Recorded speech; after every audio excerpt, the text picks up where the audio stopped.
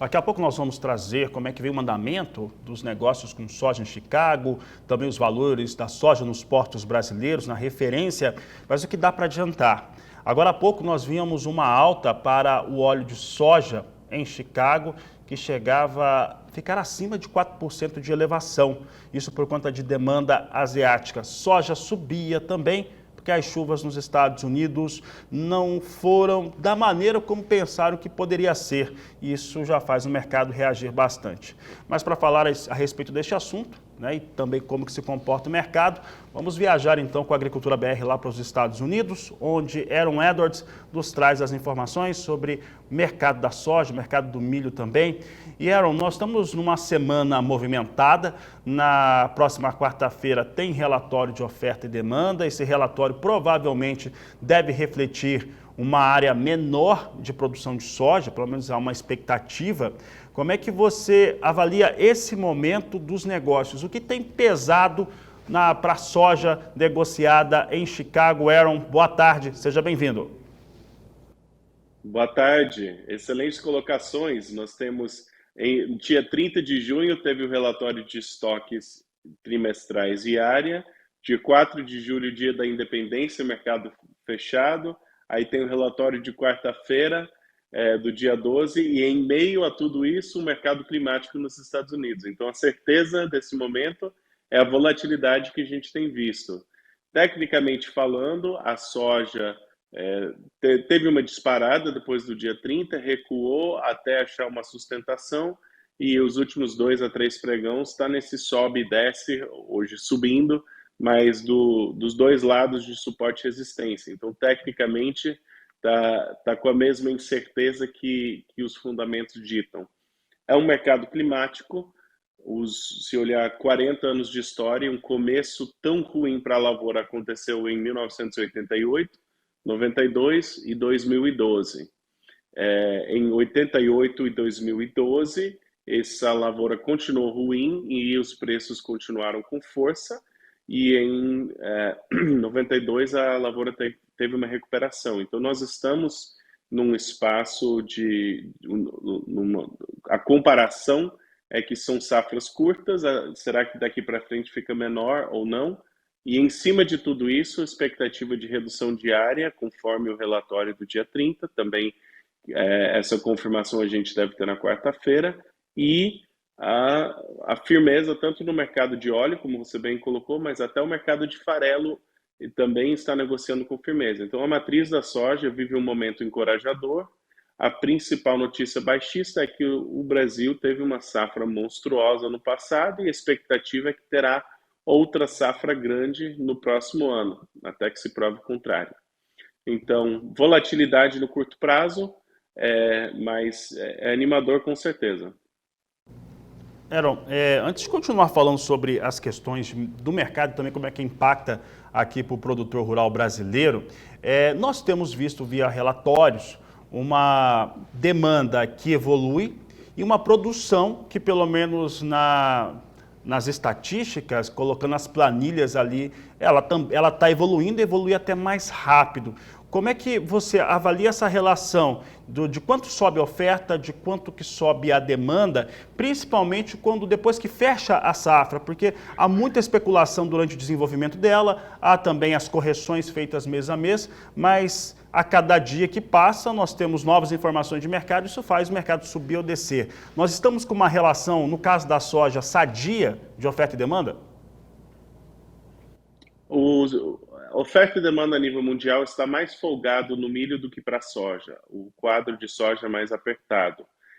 Nós estamos com uma relação que ainda tem soja no Brasil. A principal coisa encorajadora que para preço, né, para preços mais altos, é que nós estamos começando a ver compradores mais dispostos indo no mercado físico brasileiro. Comecinho desse sinal, que é justamente a expectativa que não vai ter tanta soja nos Estados Unidos.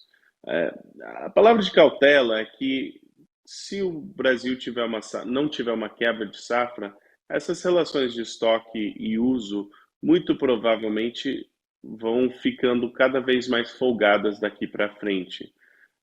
A exceção seria se de fato a lavoura norte-americana se deteriorar ainda mais ou se nós tivermos uma demanda fora do normal que entra no período da safra norte-americana. Mas hoje a relação apertou sim, mas eu tenho minhas dúvidas se vai ficar tão apertado essa relação de uso-oferta quanto esteve em meses e anos anteriores.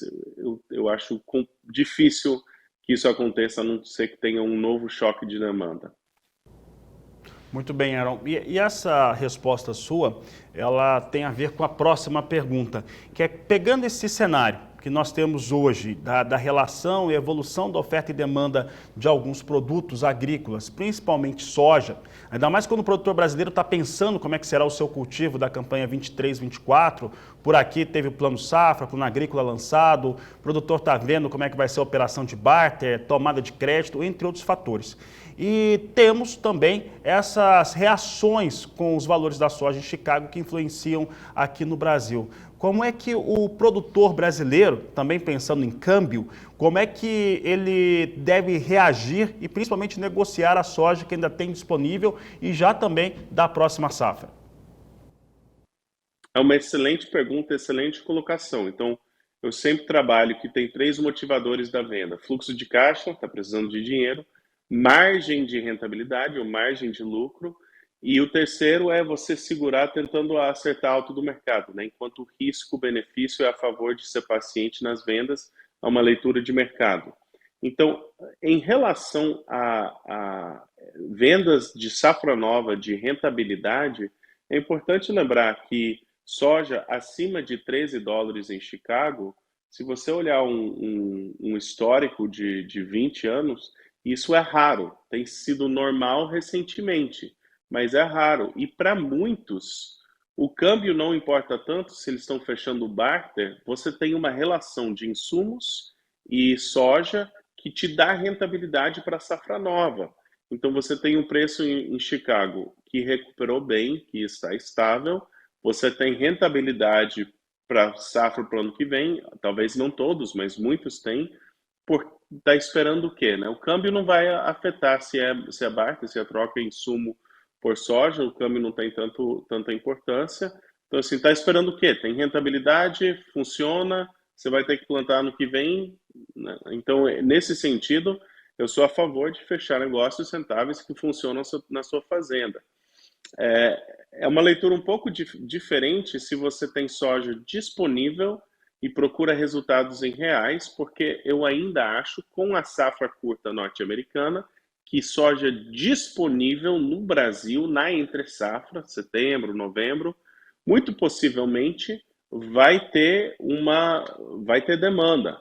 Se o farelo continuar firme, tem que lembrar que a Argentina, toda aquela quebra de safra, eles não vão ter soja até a próxima safra. Os Estados Unidos, com uma safra menor, então quem tem soja disponível, especialmente se visa resultados em reais, pode ser paciente. Eu acho que entre a safra vai trazer boas oportunidades.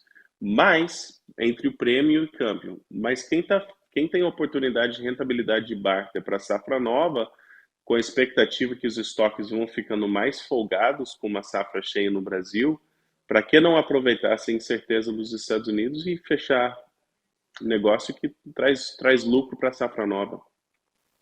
Muito bem, Aaron. Para encerrarmos aqui a nossa entrevista, quais são as suas expectativas gerais para esse relatório que será apresentado quarta-feira? Eu queria muito saber o que o USDA ia fazer antes da hora, né? Mas eles costumam fazer ajustes muito lentos.